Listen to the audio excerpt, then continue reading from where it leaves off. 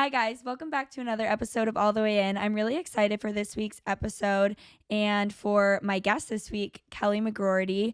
We are going to be talking about her transfer experience and just her overall growth at the University of Iowa. So, Kelli, welcome to All the Way In. Thank you for having me, Kellen. I'm excited to be here. All right, so let's start off with you can kind of introduce us to your former school and like kind of getting there and what that road was like for you. So I had committed before my junior year of high school had started, which for me was kind of my breakout year.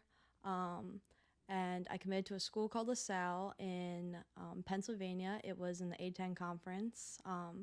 It was close enough to home that I always said like my parents could go to all my games, but they weren't going to be annoying me all the time. And before COVID had happened, the program was pretty successful. The coach was good. My dad knew him personally. So everything kind of just seemed right, especially soccer wise.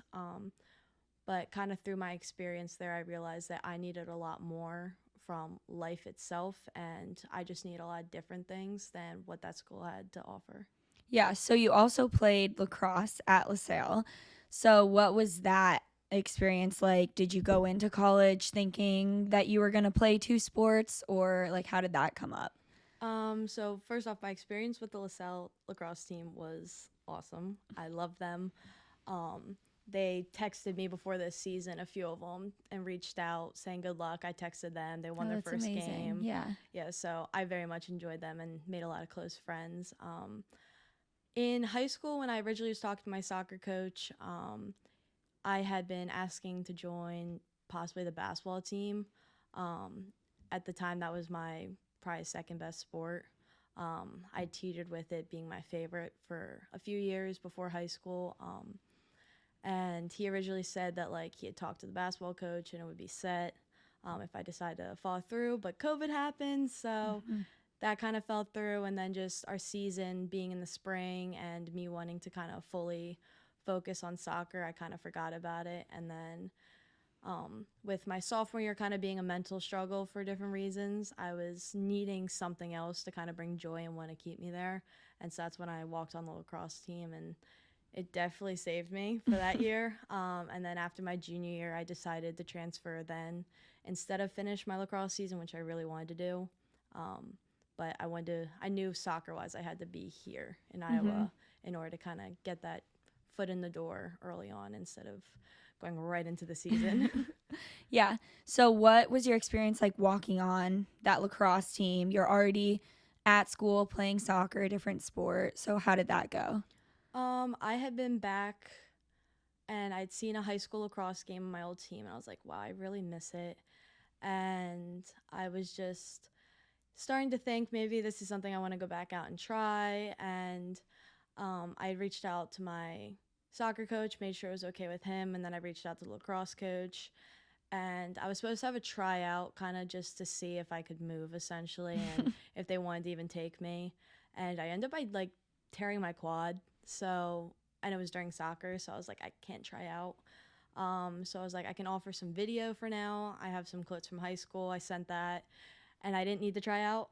They said that was good enough. And then walking on, just the girls were awesome. So it Yeah. was pretty easy transition into lacrosse. That's amazing. What was your schedule like then as being a double sport athlete in college? I can imagine balancing you've like you're always in season for one sport, balancing off season and your training load. How did that work? So the more I think about it, was honestly probably beneficial. We only have one turf field for Okay. the entire school. It was lacrosse, women's lacrosse. We didn't have men's, and then soccer, and it was surrounded by the track. So it was everything was right there. So that just meant everything had to be divided time wise. So lacrosse had a section, soccer had a section, and that allowed me to know that like the time practice wise, we're never gonna Right, overlap. collide. So I was literally getting up at like 5:30, going to lacrosse, conditioning, getting breakfast, going to soccer lift, going to my classes, soccer practice, lacrosse lift, lacrosse practice, and then I was getting back home for the first time around like 8 o'clock, and I did that every single day For a while, I couldn't participate in any of the soccer stuff due to NCAA guidelines and rules like ours. So is that Um, during the spring? So during soccer mhm. off season, you can only basically do lacrosse. So during soccer season, I didn't do anything lacrosse. I fully Okay. focused on soccer. During lacrosse, I still went to soccer. Right. There were a few things I went to for lacrosse, but really not Okay, anything gotcha. crazy. But after a while of doing that, I needed a break. So Hmm. I was kind of only going for moral support for soccer. So I kind of just started taking some of that time just for myself to be able to like nap, Yeah. eat. So yeah, kind of just, it was a lot, but it was something I definitely needed at the time. Yeah, I can imagine. So obviously you play soccer here at the University of Iowa. So kind of talk to me a little bit more about your experience with soccer and if you're willing to like open up about some of the struggles that you had at Lasalle. Okay, so kind of going in chronological order, it started after I think my freshman year. My dad's a high school coach, and so I would train with the high school team, stay in shape, and then we would scrimmage certain days. And I remember this used to be the high school I played at, and I was like our top dog essentially at this Hmm. school, and our team was number one in the nation for the high school, so it was like a really good program. And I remember I'm in college now. I just played a season, and here I am against 13-year-olds that like I should be able to dance around in my head. I should be so much better than them because they're younger than me and they're still in high school. And if I made even like a small mistake, I was like, okay, none of my dreams or goals are ever going to happen. Hmm. Like, I'm not as good as I thought I was. Like, everything kind of just came crashing down. And like, I used to have those unrealistic goals of like being in the World Cup and the Olympics and all that kind of stuff. And in that moment, I was kind of just like coming to the ideas that these things really weren't going to happen. And it was kind of like, well, why am I still playing? And then it was the whole purpose and identity of, well, if I'm not a soccer player, then what am I? And Yeah. that just spiraled. And then so many other things came with it that I just fell into like a really deep depression. And going through my sophomore year was just really hard. And it was the fact that I felt I had to keep choosing soccer over myself. And I felt like a lot of people surrounding me also did the same, which was kind of hard. So it was, I would go to bed at like 4 a.m. because I couldn't sleep, and then I'd have to go to practice the next Yeah. morning and act like everything's fine and still perform well and still have a smile on my face because I'm supposed to be leading people. And it was just, it was a really tough experience. And um, then junior year, I finally had my parents on board with letting me transfer because their thought process is they loved college, and if I'm this upset going through it, then I shouldn't waste these years. And the only reason I'd stayed those 3 seasons was commitment. Um, and so junior year, I just kept having these moments of like, yep, I'm set on going. And then it finally came to happen, and I like, it was kind of like a ripping off the band-aid, like fearful. Hmm. But I literally have a tattoo on my leg that says like be afraid and do it anyway. And I remember I literally said I'm afraid, looked down and went, no, okay, we'll do it. So I entered the portal. I wanted to see who would reach out to me. I also wanted to go up in a conference, so Big Ten, obviously. Yeah. Um, so essentially, I waited to see who reached out to me. Dave Diani was one of them. I came out and visited here, and I just overall loved kind of the atmosphere. I liked the downtown, and then how you could drive a little bit further and be like Amish country. Yeah. It was just all open. Yeah. It was kind of like just different aspects of life. And one thing my dad and I said is like, no matter how hard I tried, it didn't seem like I could fail here just with the people and the facilities. And it was like, if one thing in my life, like if soccer didn't work out anyway, I would overall be happier. And that kind of made my decision really easy to come here. And since coming here, my relationship with soccer has just completely shifted. And I personally have done a lot of self growth, and Hmm. it's overall made me a much better person than I was there, and just happier too. Yeah.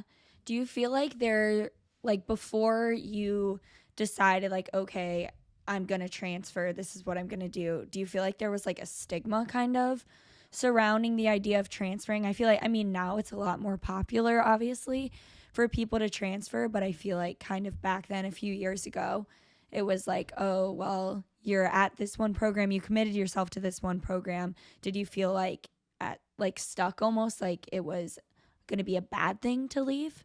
Um, Not really. I felt more like I had a responsibility. I had a safety blanket. Like I was gonna be able to start. I was gonna be a captain before I left. Like I wasn't worried about my minutes. Like Yeah. everything was kind of just on paper. Everything I needed. Like just easy.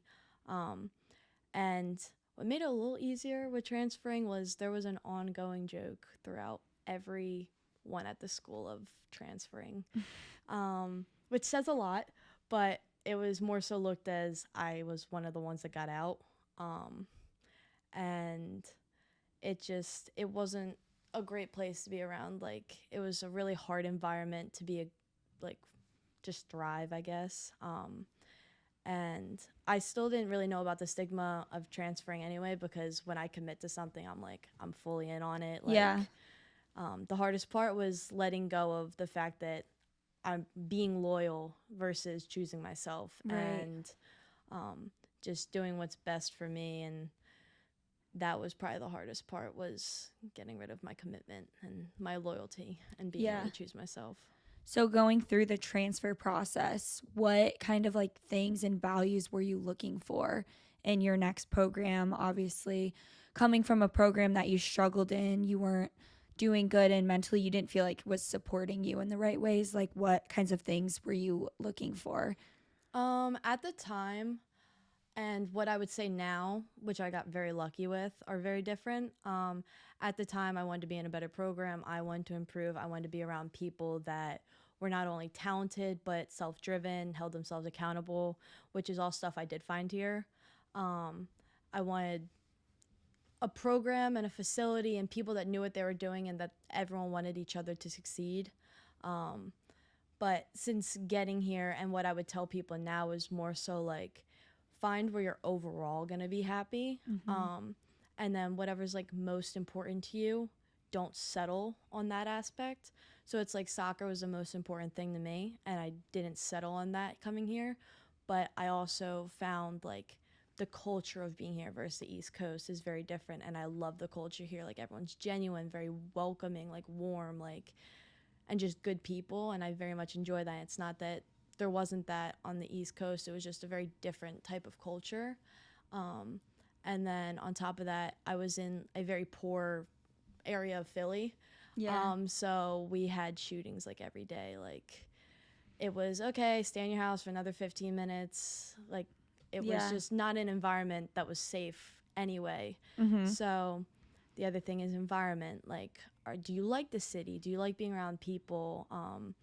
I don't. So so it's like having more just an open area. And then even like small school, big school, like small school, like everyone knew each other and everyone knew each other's business. Yeah. And you had no privacy, and I didn't like that.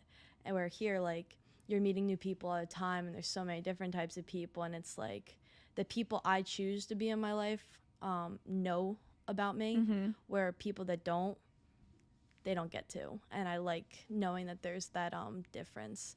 So it's kind of like just being able to find different things in life instead of just going, okay, soccer's really good here, I'm just doing that. Yeah.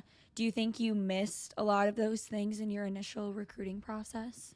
I very much ignored the recruiting process entirely. First off, I didn't feel like dealing with it. I was like, I just want to play soccer and go somewhere where I'm wanted. And I was more so kind of just hoping that something would fall in my lap. So I very much didn't put in the effort I needed to kind of reach out and find schools. And one that fell in my lap was kind of everything, again, on paper that we needed. My dad knew the coach well. He was a good guy. And it was kind of like the first offer legitimately that I got.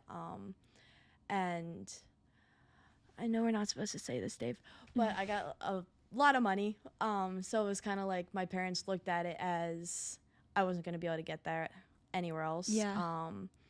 And I honestly think, and again, this was before my breakout season, that I settled because not that I necessarily didn't believe in myself, but I just very much trusted my parents' opinions, especially my dad's. And when they told me that I wasn't going to be getting a full ride anywhere else, I believed them.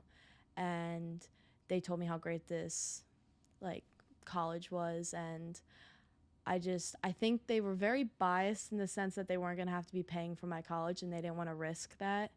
Um, and just long run wise, it ended up by not working out just by being there. But I think by my lack of actually putting in effort to learn about where I wanted to live and that kind of thing, and kind of just letting my parents figure it out for me, and then them kind of going, well, here's some money. Yeah. And so I've kind of just jumped on that, but I really didn't look for anything, and I regret that. And I try not to be regretful because I look at it, I'm like, okay, if I hadn't gone there and I'd been here from day one, I would have been so much happier. I would have been a different person. But then I also look at all the struggles I went through there and the lessons I learned, and I'm like, that created like a lot of who I am, and especially the wisdom I say I possess. So Yeah, that's amazing.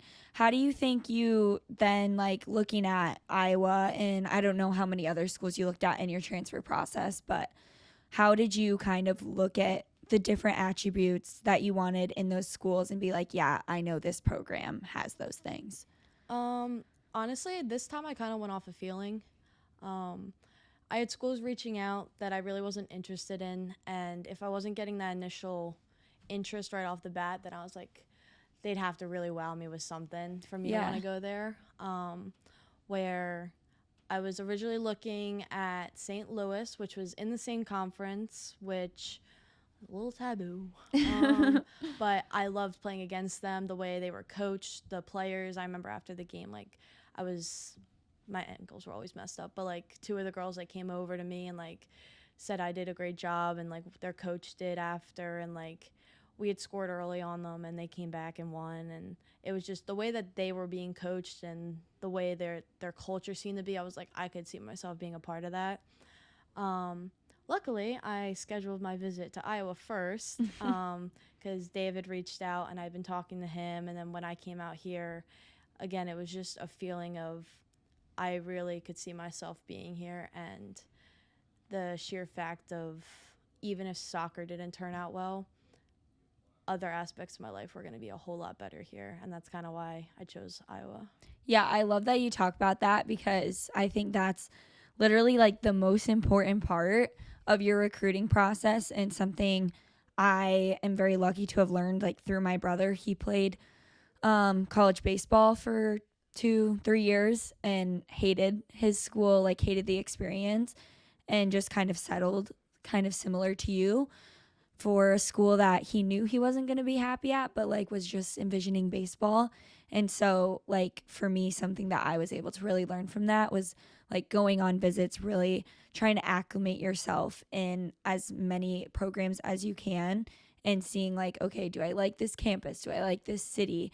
Would I be happy here as a student? Because you never know, like, you could get injured, something could happen, like, you still want to be happy though in the place that you end up at. So I love that you say that. Yeah.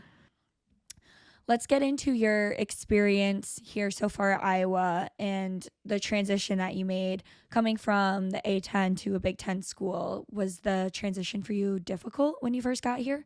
Honestly, I didn't have a lot of fear in coming because my mindset was very optimistic, where I was like, I'm reviving a dream I had that I kind of gave up on, and I was just so mentally out of life essentially that I was like just super excited to come, and again had the thought process of even if soccer doesn't work out, like I'm going to be happier. And it was the sheer fact that I was like, I'm going to be happier, that nothing could kind of pull me down. I was waking up so early, excited to go to practice, like lift. I remember Anika, who's not the most lively person, but Yeah. me kind of going in the morning and like kind of any way I could impacting her day. I remember because she was like the first face I saw, and like Yeah. her kind of warming up and starting to get onto it. I was like, I just very much enjoyed being like just a happy, bubbly kind of person that I hadn't been in so long, and that I really didn't remember about myself. And I remember Kenzie, my old roommate, had like her cousins over or something, and I remember her little cousin was like, "You just seem like one of those really happy people." And I remember I started crying, and I called my dad right away, and I told him that because if you would see me at Lasalle, like I had a resting bitch face on all the time, and like anger issues, and I just seemed miserable, and it was like I was unhappy with my surroundings, but I definitely wasn't attracting like any positives because of how unhappy I was. So being here, I was just a whole different person. And I remember Maggie Johnston on our team was even like, "You're just always so like happy and excited." And I was like, "Well, thank you. I've worked for it." But I very much have just enjoyed being here, and kind of how my mindset of just happy to be here allowed my transition to not be as hard because I didn't really have the fear of failure. It was just time to play some soccer and enjoy life. Yeah. It's crazy to like hear you say that. That's how you were at LaSalle because I just immediately remember like that semester that you got here, you were such like this big personality, so bubbly, so happy, like always cracking jokes. I just like could not imagine you not being that way. Like I don't know, that's just the Kelly that I know. That's crazy. I literally was like desk staring, walking with my head down, like just not someone you wanted to go talk to. Yeah, just like fighting to survive. Exactly. So again, that just shows how much like the importance of environment is. For sure. How like different is the soccer and the level and like even like training and stuff? Like what has that adjustment looked like for you? One of the biggest things I noticed right off the bat was our lift. The self accountability aspect of things was way different. I remember as soon as like we did our little salute hand thing, whatever it's called. Yeah. Everyone just nose to the grindstone, just went right to their station, knew exactly what they were doing, and got to work. And at our old school, it was kind of like having to motivate people to want to do stuff, and people trying to see how much they could get away with. And it was like, oh, okay, we're getting down to business now. And so that aspect is different. So it's like people are like, we get on each other, we hold ourselves accountable, but at the same time, it's like everyone's intentions and effort is always there. And then just the literal physicality, everything on the soccer field is there's not much of a difference in the sense of like soccer, I guess. I would say the biggest thing is more so the control of the ball has different branches that led to different things in soccer. So like because we had more control on the ball, we weren't just hitting balls and running on, and we could make better plays. So it's like we didn't not know how to pass in the A10. It was the fact that maybe the first touch or like the ball that was coming to us was in the air, and like being able to settle it and make actual like pretty plays out of it. That was different. I noticed especially for my physical health, I was not having to be going into these like hard tackles where I was telling my trainer I was fine. To put it lightly, I didn't have to do that at all this year. And that was a big difference because it's just less dangerous because there's more control. Yeah. One of the things I've struggled with the most, though, with coming here is there is so much, like, I don't know if information's the right word, technicalness. It's just, as an attacking center mid or a forward, attacking center mid, get the ball, connect with them, look to assist the forwards, and if you can get in there, look to score yourself. On defense, press them and look to steal the ball. Here it's, okay, if we're in this formation, then you need to play on their left shoulder, and you need to force them wide, and you can't let them cut back. And if they step super hard, then you have to step. So it was like there was just so much information being thrown at me, and I'm like, I didn't know soccer was this like intellectual. Complicated, yeah. Yeah, so it was like there was a lot more going into the actual game, and like strategy is a better word. Like the strategy of soccer was a lot different than I ever thought, because we used to kind of just be like, all right, put your best players out there, game plan, do this. Instead it's like, all right, know your homework, then perform it, and also be able to adjust. And when the coaches adjust to their adjustment.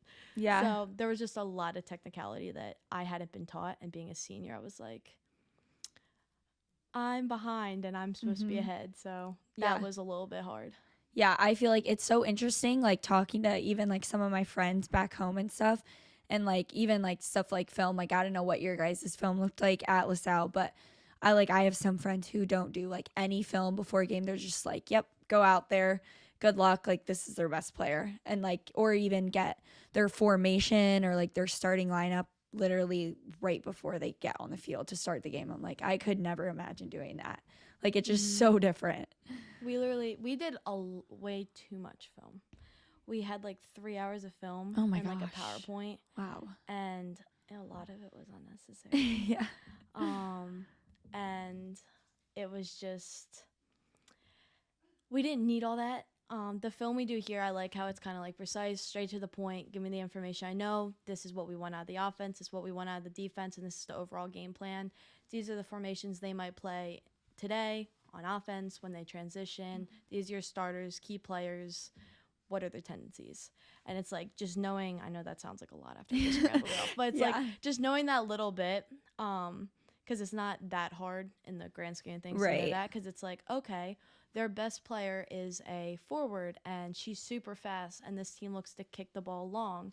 You probably want to high press their defense so they can't get that ball going, and then your defense also might want to drop, and like it's like just super simple things that like just knowing what they're good at. It's just that stuff that we didn't really do. It was like, this is their corner kick play. This is where you're going to stand on the corner kick play. Be ready for it. Yeah. So, do you feel like your like attribute, or maybe not attributes as a player, but like your playing style, you had to change or adjust at all coming into the Big Ten compared to like more of the things that you've like had to do on your previous team? I would say yes. It's kind of stuff that I was being told already. I just wasn't getting it, or like it was good enough, I guess. I have to play a lot faster now, even though I was being told to play faster then. I had to play in 1-2 touch. The tendencies of our own team were different than my old, so I had to adjust that. Yeah. Unlearn certain coaching things. And it was more so just figuring stuff out as we went, what works, what doesn't work. I think confidence has been big, and even the stuff that I never thought I was good at might have been just the fact that I didn't think I was good at them, so I worked extra hard at them and didn't see as much of improvement. But I remember David told me that like I'm really good at striking a ball, and I used to be like insecure at how I felt like I was so strong and I couldn't kick the ball far at all. And he kind of just kept putting that in my ear that he wants me to shoot more, and this is why. And so like as I was training, I'm like, okay, I'm actually kind of starting to see it now. Or even like my tactical ability, I was like, I'm not a technical person at all, I don't have good foot skills. And he's like, no, you're really good at getting out of this and doing this, but it's still like an improvement you need to make. But like, and I'm like, okay, actually. And then like I would do one cool thing after hearing that, I'd be like, okay, maybe it's not as bad as I thought. And just kind of having that confidence grow, stop making me worry as much about the things I was bad at and trying to hide them by showing off or highlighting the things I was good at. And the only thing now is I have to work on my speed because I'm slow. It's hard. Like, have you noticed that's a big difference? Like physical, just like speed and athleticism is different in the Big Ten? I would say athleticism is just as like a whole. Yeah. Because I say that there's certain athletes that are great at every sport. Yeah. And then there's certain athletes that are only good in their sport. And then it's kind of like there's just different branches of how athletic or what type of athletic you are.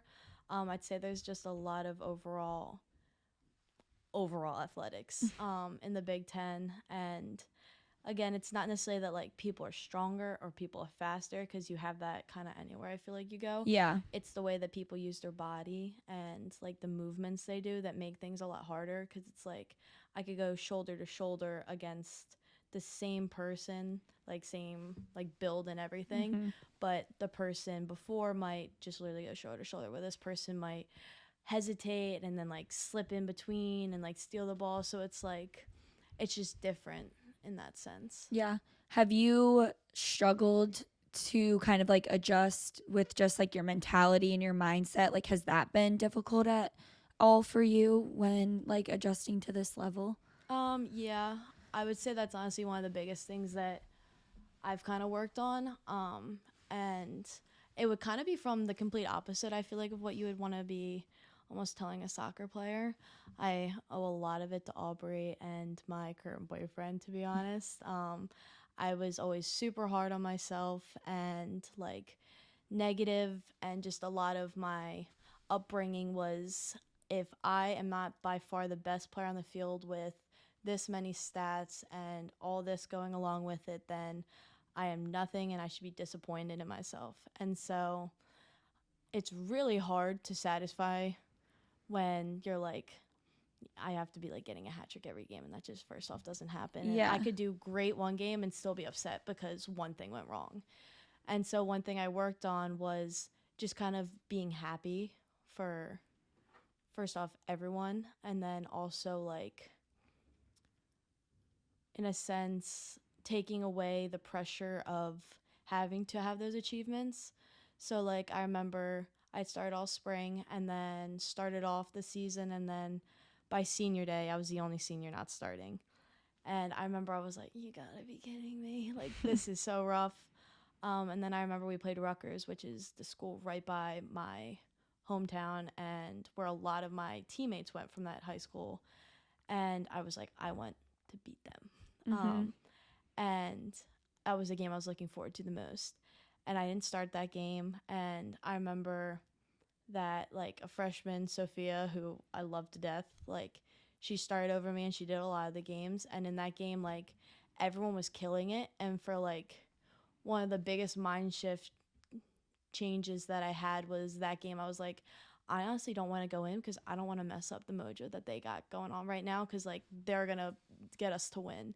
And like I always wanted to win more than like do anything myself, but at the same time it was hard to like truly buy into that.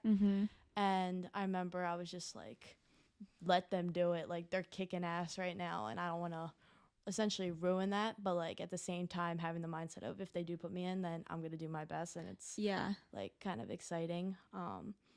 So it's kind of just being able to shift the mindset of, if I'm not starting, if I'm not scoring, if I'm not getting on a stat sheet in any way, if I'm a 15-minute player instead of a 30-minute player, like I'm still happy and satisfied, and that in those minutes, like, did I do good or did I not? And be honest with myself. And if not, don't hold it over my head. We just go back to work the next day. And if I did do good, be happy about it, be proud, and then go back to work the next day. And so kind of just being able to take a lot of stress off. Yeah, I can relate to you a lot in that mindset. It's really hard to get to that point. Like, it sucks. It's not an easy thing to go through. And I think a lot of people in college go through this mindset shift, and it's just like part of it. But it's so hard to get to that point. But once you kind of realize, like, it's, and something we kind of talk about a lot on our team, but like prioritizing the team first, and like our goal is putting the team first. And like obviously you have individual goals and things you want out of your experience, but how can we like be better for each other, and how can we succeed together? And it's so much more like gratifying having that mindset, but it's definitely hard. Yeah, it's like, who am I to take away from you when you're trying to do the exact same thing I am? And I feel like as a team right now, that is something that I feel like most of the time it's freshmen, just because they're new to the environment and they're not used to that kind of thing. And that is a mature mental growth, and they're still young. And I had to do this my senior year, so I was late to the ball game in that. But it's like after you kind of grasp it and get it, and it's not always easy, and you got to fight the urges to just be annoyed and mad and all that stuff. And like, it's like, if you could get everyone on board, and it's like, one day you'll be here, I want to help you get there now, because then you don't have to go another day being upset. It's like, and it'll make everyone on the team's life just so much more enjoyable. And it's just something I wish like everyone could just kind of just see the positives in everything, and understand that there's a lot of shit going on regardless of what it is, but like there is a positive and you can find it. And it's like whichever one you choose to focus on more is going to be how you feel about it. Like, even when we do runs, I'm like, we got to do them anyway. Yeah. So why be pissed and mad about them and feel like you're dying when you could just be like, I'm getting better, I'm getting faster. The run test next time's not going to be as hard, and it's not that bad. Yeah. So No, I love that mindset. That's something I kind of talked about in my episode last week as well, but that's been one of like the biggest things for me is shifting like a lot of those perspectives, because it truly is all in your perspective and how you view things like fitness and whatever. Like, it's going to suck. It's hard for everyone. No one likes it. But if like your attitude's positive and the way you approach things is positive, it makes it so much easier. mm-hmm. So to end off, what is some advice that you would give to younger athletes that are looking to be in our shoes? I would say, first off, wherever you're looking to kind of not settle down, but look to like pursue your career, especially in college, try to fill all the cups of joy in your life, not just a soccer one. I would say put in more effort than I did in doing that. Really trying to find where you belong and what's going to make you happy overall, because if you're happy overall, it's going to make your soccer experience a lot more, or whatever sport. And then I would also say that just kind of shifting that mindset of you're more than what you are in the cleats and in the jersey, because one, that's going to make you a lot happier while playing, and you're going to be a better teammate. But for yourself, it's going to allow you to feel more fulfillment, and it's just going to make you overall happy to know that you are more than what you can do on a field or on a court or wherever you play on. Yeah, I love that. That's so good. All right. Well, thank you so much, Kelly, for coming on. That was amazing. And I'm so happy that I was able to share a bit of your transfer story and hopefully help other people as well. Well, thank you for having me. I enjoyed it. Hopefully I didn't offend anyone. All right. Well, thank you guys for watching this week's episode of All the Way In. You can watch or listen to episodes every Friday on Spotify and on YouTube. Both are just All the Way In Pod, and you can find them in the description for this episode. And also make sure you guys check out our Instagram, which is also All the Way In Pod. I'll see you guys next week.